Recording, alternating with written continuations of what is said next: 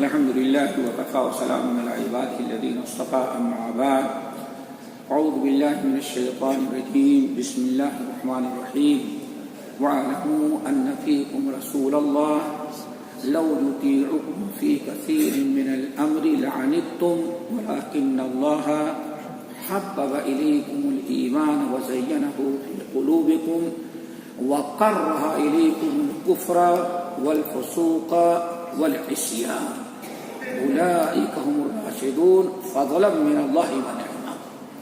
وعن أبي أمامة الباهلي رضي الله تعالى عنه قال قيل يا رسول الله ما الإيمان؟ قال رسول الله صلى الله عليه وسلم إذا من سرته حسناته وساءته سيئاته فهو مؤمن أو كما قال عليه الصلاة والسلام.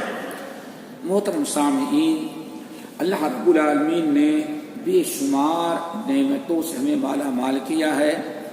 اتنی نعمتوں سے اللہ تعالیٰ نے نوازا کہ رب العالمین فرماتے ہیں کہ وَإِن تَعُدُّوا نِعْمَتَ اللَّهِ لَا تُحْصُوهَا. میرے بندو، اللہ نے تمہیں جو نعمتیں دی ہیں، جو نعمتیں استعمال کر رہے ہو، اگر ان کو تم شمار کرنا چاہو، وَإِن تَعُدُّوا نِعْمَتَ اللَّهِ لَا تُحْصُوهَا، اگر ان کو گننا چاہو 2 4 5 اللہ تحصوها، اتنی نعمتیں ہم نے تم کو دیا ہے کہ تم شمار نہیں کر سکتے. وَأَسْبَغَ عَلَيْكُمْ نِعْمَهُ ظَاهِرَةً وَبَاطِنَةً، ظاہری باطنی نعمتوں سے اللہ تعالیٰ نے تمہیں ڈھانپ لیا ہے. اور ان عظیم ترین نعمتوں میں سے سب سے بڑی نعمت ایمان ہے. ایمان، اليوم اکملت لکم دینکم واتممت علیکم نعمتی ورضیت لکم الاسلام دینا. حجۃ الوداع کے موقع پر اللہ آیت نازل کر رہے ہیں، ایمان والو، آج ہم نے تمہارے اوپر تمہارے دین کو مکمل کر دیا. اليوم اکملت لکم دینکم واتممت علیکم نعمتی. الحمدللہ واتممت علیکم نعمتی، ہم نے تمہارے دین کو مکمل کیا اور اپنے نعمتوں کی تکمیل کر دی.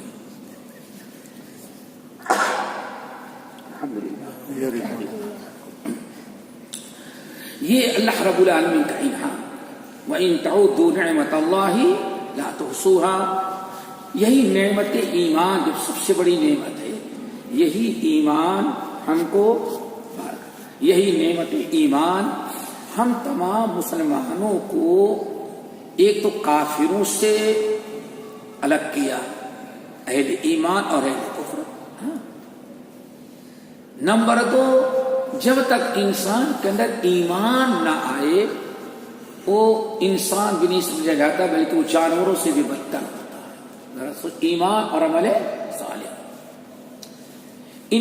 انسانیت ایک مشہور لفظ ہے. انسانیت آدمی کے اندر اس وقت تک نہیں آ سکتی جب تک کہ ایمان نہ آئے. ایمان ہی انسان کے اندر انسانیت پیدا کرتا ہے. اسی لیے جو لوگ ایمان نہ لائیں، اللہ رب العالمین نے فرمایا اولئک کالانعام بل هم اضل. ذرا سوچو، اللہ اکبر. ایمان والتین والزیتون وطور سینین وهذا البلد، 4 قسم کا، تین، زیتون، طور سینین اور مکہ المکرمہ. کیا مقسم علیہ؟ 4 چیزوں پر اللہ نے قسم کھایا. کس چیز پر قسم کھائی؟ لقد خلقنا الانسان فی احسن تقویم. ہم نے انسان کو بہترین صلاحیت پیدا کیا، لیکن ثم رددناہ اسفل سافلین.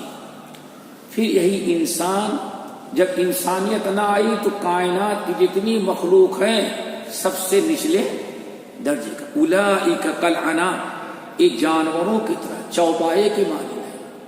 بل ہم اضل، بلکہ ان سے تو زیادہ وفادار ان کا جانور ہے. والعادیات ضبحا فالموریات قدحا فالمغیرات صبحا فأثرن به نقعا فوسطن به جمعا. ان الانسان لربہ لکنود. یہ گھوڑے 4 قسم کے گھوڑے، العادیات ضبحا فالموریات قدحا فالمغیرات صبحا فاثرن به نقعا فوسطن به جمعا. گھوڑے انسان پالتا ہے، کھلاتا ہے، چارہ دیتا ہے، صرف اس لیے کہ رات تمہیں ضرورت پڑے تو کام آ جائے. رب العالمین فرمایا انسان اپنے گھوڑے کو صرف چارہ دیتا ہے، نہ گھوڑے کو پیدا کیا، نہ اس کو صحت دیا، نہ تندرستی دیا. اللہ کی دی ہوئی جان. گھوڑا صرف 2 چیزیں، ایک تو پانی پلا دیتا ہے رب کا دیا ہوا، دوسرے چارہ. اور جب پانی نہ ملے، چارہ نہ ملے تو انسان اپنے جانوروں کو کہیں جنگل میں چھوڑ دیتا ہے، بھائی جاؤ. لیکن اللہ تعالیٰ فرماتے ہیں جب دشمنوں سے لڑنے کی باری آتی ہے، رات ہو دن ہو، کنکر پتھر آگ پانی کچھ بھی ہو، جب گھوڑے کا مالک تلوار لے کر کے آتا ہے، دشمن کے سامنے لڑنے لگتا ہے تو گھوڑے کو للکارتا ہے، تو اللہ تعالیٰ فرماتے ہیں فوسطن به جمعا. دشمنوں کے بیچ میں گھوڑا اپنے آقا کو لے کر کے مقابلہ کرتا. لیکن ان الانسان لربہ لکنود. گھوڑا تو اپنے رب کا شکر گزار ہے اور آدم کی اولاد اپنے رب کی ناشکری ہے. وَإِنَّهُ عَلَىٰ ذَٰلِكَ لَشَهِيدٌ. اور خود انسان اس پر گواہ بھی ہے. دیکھیں آپ ایک جانور پالتے ہیں، دودھ والا جانور کھلائے پلائے، اگر دودھ نہ دے تو اس کو مارتے ہیں، اور دودھ نہ دے تو بیچ ڈالتے ہیں، ورنہ کہتے ہیں شکر و صبح کر کے کھا ڈالیں. ایک جانور کو دودھ نہ دے، جانور کو کچھ آپ نے نہیں، نہ جانور کو پیدا کیا، نہ جانور کی صحت دی، نہ اس کے کھانے پینے کا انتظام پیدا کیا، وہ بھی اللہ کا پیدا کیا ہوا چارہ اور پانی دیتے ہو، لیکن دودھ نہ دے تو اتنا غصہ کہ آپ اس کو ذبح کر ڈالتے ہیں. اور یہی انسان جس کو رب نے پیدا کیا، زندگی دی، مال دیا، اولاد دیا، ساری نعمتوں سے نوازا، حی علی الصلاۃ سنتا ہے تو چلا جاتا ہے نماز پڑھنے کے لیے تیار ہے. انسان اپنے کردار سے گواہی دیتا ہے کہ واقعی انسان سب سے زیادہ ناشکرا ہے. انسان کا ناشکر اللہ کا ناشکرا ہے کہ میری حیثیت اللہ تعالیٰ کا شکر گزار بننا چاہیے. سب سے بڑی نعمت کیا ہے؟ ایمان. اسی ایمانی کی برکت سے اللہ تعالیٰ ہمیں کفار و مشرکین سے الگ کیا، اور یہی ایمان ہی ہے جس کی بدولت اللہ تعالیٰ انسانیت میں ہمیں شامل کیا. اگر انسانیت نہ آئے تو کیا ہے؟ ثم رددناہ اسفل الا الذین آمنوا وعملوا الصالحات. ہاں، جو ایمان لائے اور عمل صالح کرتے ہیں وہ جانوروں کے نہیں بلکہ اللہ تعالیٰ کے اشرف المخلوقات. یہ ایمان اتنی بڑی نعمت ہے، سب سے بڑی نعمت. تو ہمارا اور آپ کا کام ہے بھائی ہمیشہ ایمان کا جائزہ لیتے رہنا چاہیے کہ ایمان ہمارا کہیں مرجھا تو نہیں رہا ہے، ہمارے ایمان میں کوئی خرابی تو پیدا نہیں ہو رہی ہے. سنن ابن ماجہ کی کتنی عجیب سے روایت، اللہ اس کو سننے کے بعد ایمان کی حقیقت نبی علیہ الصلوۃ والسلام فرماتے ہیں ان الایمان لا یخلق کما یخلق ثوب احدکم. جیسے تمہارا کپڑا جو پہنتے ہو تو تمہارا کپڑا بوسیدہ ہو جاتا ہے. ان الایمان لا یخلق کما یخلق الثوب. یہ تمہارا کپڑا، اس میں پسینہ، دھول، مٹی زیادہ دن تک نہیں دھونے کے تو بدبو آنے لگتی ہے. اللہ نے کتنی پیاری تشبیہ دی، فرمایا لوگوں جس طرح سے تمہارا کپڑا ایک حالت پر نہیں رہتا، کبھی کپڑا صاف ستھرا ہے، کبھی میلا کچیلا ہے، کبھی خوشبو آ رہی، کبھی بدبو بھی آنے لگی، پسینہ بس بدبو آ رہی، کبھی بدبو آ رہی. تمہارا کپڑا ایک حالت پر جیسے نہیں رہتا، ایسے تمہارا ایمان بھی ایک حالت پر نہیں رہتا. ان الایمان لا یخلق. ایمان تمہارا بوسیدہ ہو جاتا ہے جیسے کپڑا تمہارا بوسیدہ. تمہارے کپڑے جیسے بوسیدہ پرانے گندے بدبودار ہو جاتے ہیں، میلا کچیلا ہو جاتا ہے، ایسے تمہارے ایمان کی بھی کیفیت یکساں نہیں رہتی. فجددوا ایمانکم. اس لیے اپنے ایمان کو ہمیشہ کیا کرتے رہو؟ تازہ کرتے رہو. ایمان کو تازہ کرنا ایمان کیسے پیدا ہوتا ہے؟ نمبر 1 وَإِذَا تُلِيَتْ عَلَيْهِمْ آيَاتُهُ زَادَتْهُمْ ایمانا، قرآن پاک کی آیت تلاوت کرنا، سننا، قرآن پاک سنتا ہے، قرآن پاک پڑھتا ہے تو اللہ تعالیٰ فرماتے اس سے اس کا ایمان بڑھ جاتا ہے۔ اسی طرح سے نبی علیہ السلام نے ارشاد فرمایا لا الہ الا اللہ، خوب کثرت سے لا الہ الا اللہ پڑھتے رہنا، اس سے بھی انسان کا ایمان تازہ ہو جاتا ہے۔ نمبر 3 دینی محفلوں میں دینداروں کے پاس بیٹھنا، دینداروں سے ملاقات کرنا، دینداروں سے کچھ گفتگو کرنا، دینداروں کی گفتگو بھی ایمان کو تازہ کر دیتی ہے۔ صحیح بخاری کی روایت، حضرت معاذ بن جبل رضی اللہ تعالیٰ عنہ جو اتنے بڑے عالم ہیں، صبح اپنے گھر کے سامنے بیٹھ جاتے، گھر سے کے دروازے سامنے سے راستہ گزرا ہوا تھا، جب بھی کوئی راستہ پکڑ کے جانے لگتا تو حضرت معاذ بن جبل کہتے یا اخی تعال نجلس بنا نؤمن ساعتا، میرے بھائی کہاں جا رہے ہو، ذرا 2 منٹ کے لیے بیٹھو، کچھ دین کی باتیں کر لے تاکہ ایمان ہمارا تازہ ہو جائے۔ دیکھیں ایمان کا جائزہ لیتے رہنا چاہیے، ایمان سب سے بڑی نعمت ہے، ایمان درست ہے تو سب کچھ ہے میرے بھائی کو، ایمان اگر خراب ہو جائے تو سمجھو سب کچھ خراب ہو جاتا ہے۔ اسی لیے جگہ بجگہ نبی علیہ السلام برائی سے روکنے اور نیکی کرنے کی دعوت دیتے تو ایمان کا حوالہ دیتے۔ ایک چھوٹی سی مثال دیں، قرآن پاک میں ان کنتم مؤمنین آیا ہوا ہے۔